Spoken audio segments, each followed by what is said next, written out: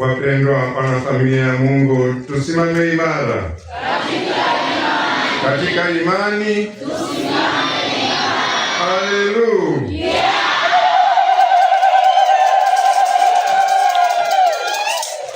Tumejumuika siku hii ya leo katika Jumapili hii ambayo kwa hakika bado tuko katika maadhimisho ya siku ya Noeli, kuzaliwa kwake Bwana wetu Yesu Kristo, neno wa Mungu kuutoa binadamu ili atukomboe.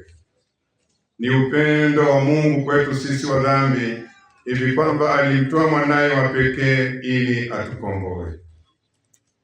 Injili ya Mtakatifu Yohane sura ya 3 mstari wa 16. Jinsi Mungu alivyoupenda ulimwengu hata akamtoa mwanaye wa pekee ili atukomboe. Kwa hiyo tunashangilia kuzaliwa kwake Bwana wetu Yesu Kristo, ambao ni kazi ya Roho Mtakatifu. Mama Bikira Maria alimzaa Bwana wetu Yesu Kristo kwa uwezo wa Roho Mtakatifu. Ndiye Roho Mtakatifu huyo ambaye tunamuomba kwa ajili ya hawa vijana wetu, ili katika kueneza kwao na katika kuishi kwao wamshuhudie Kristo, wafanye Kristo azaliwe katika maisha yao, katika familia zao, katika jumuiya zao. Kwa maneno na matendo yao watu wakutane na Kristo.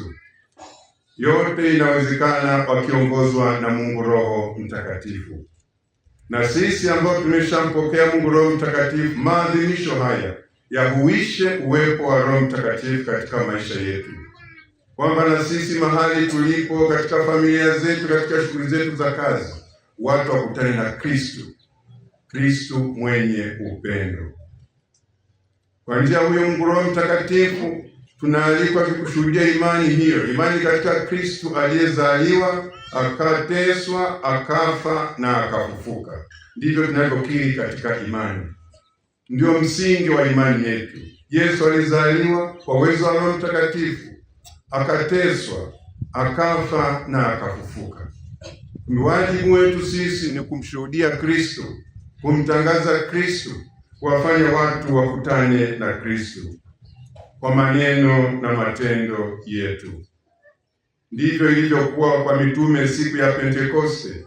Tumesikia katika somo la kwanza, Mtume Petro kwa ujasiri mkubwa anashuhudia matendo makuu ya Mungu. Matendo makuu ya Mungu ni yapi? Ni kule kuzaliwa kwake, kufa kwake na kufufuka kwake. Na kwa kuzaliwa kwake, kuteswa na kufufuka ni mwito na mwaliko tumuongokee Mwenyezi Mungu. Tuache dhambi, tumuongokee Mwenyezi Mungu. Haikuwa hivyo kabla ya Pentekoste. Kabla ya Pentekoste tunaona mitume wamejifungia ndani. Tumesikia katika somo la Injili shauri ya woga na hofu ya Wayahudi. Waliogopa mateso, kwamba yale ambayo yalimkuta Bwana wetu Yesu Kristo yanaweza yakakuta na wao. Wamejifungia ndani kwa hofu ya Wayahudi. Lakini mambo yalibadilika baada ya kumpokea Mungu Roho Mtakatifu. Wanaanza kushuhudia matendo makuu, na anayeshuhudia kwanza ni Petro, ambaye alimkana Yesu mara ngapi? Mara 3. Lakini amepata ujasiri wapi huu kwa kuweza kumshuhudia Kristo na kumtangaza Kristo?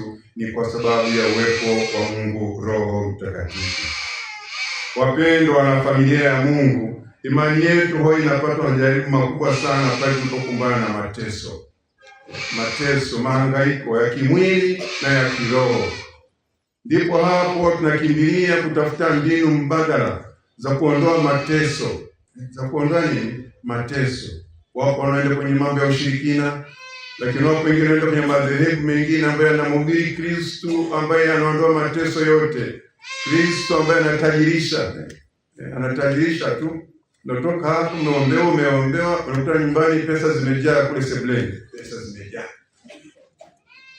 Yesu huyo hayupo wala kutabiriwa. Hayupo wala kutabiriwa. Imeandikwa usifanye kazi asiye. Kumbe lazima tuhangaike tufanye kazi, hata kumwomba Mwenyezi Mungu atusaidie kutuimarisha katika mahangaiko yetu, tufanikiwe zaidi. Na kama ni mateso tunayapata, tuombe neema ya kuyapokea. Manake ni Kristo anatushirikisha msalaba wake. Sasa imeandikwa, Mtu yoyote akitaka kunifuata ajikane mwenyewe, auchukue msalaba wake anifuate. Msalaba wetu nini? Ni mahangaiko, ni mateso ya kimwili na ya kiroho. Sasa tufanye nini? Tumwombe Mungu tuendelee kuteswa au katika mateso tufanye nini? Tukumbuke Yesu kule Getsemani alipokuwa anakabiliwa na mateso, akaanza kutoka jasho kama la damu, shauri ya hofu, lakini alimwomba Mungu, naomba kama ikiwezekana uniondolee hiki kikombe.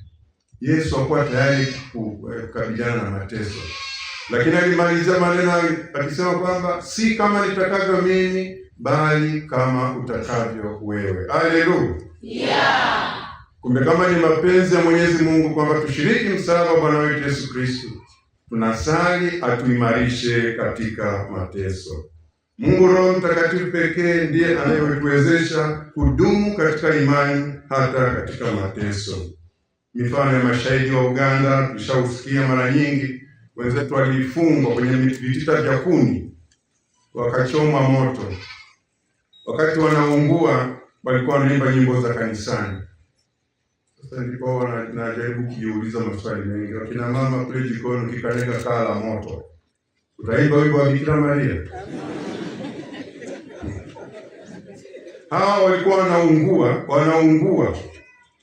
Anakufa mmoja baada ya kuimba nyimbo za kanisani. Kazi ya Roho Mtakatifu. Haleluya! Yeah. Tunamhitaji Mungu Roho Mtakatifu hasa katika nyakati zetu hizi, kuwa imara, kuimarika katika imani. Na nyakati zetu hizi chuki, fitina, mafarakano, magomvi, mauaji, hata katika familia vimetamalaki. Kwa sababu ni Roho Mtakatifu hayupo. Tunaongozwa na mambo ya kidunia. Hapana ndugu zangu, siku ya leo tunaposali kumwomba Mungu Roho Mtakatifu, tuchukue wajibu huo, kwamba mahali popote nitakapokuwepo mimi niwe chimbuko la amani, chimbuko la upendo, furaha, utu wema, fadhili, uaminifu, lakini zaidi sana upendo. Waraka wa kwanza Mtume Paulo kwa Korinto sura ya 13 mstari wa 13. Imani, matumaini na mapendo, lilo kuu zaidi nini? Ni upendo. Na upendo huu ni upendo wa kimungu unaofisha nafsi na ubinafsi kwa ajili ya Mungu na kwa ajili ya jirani.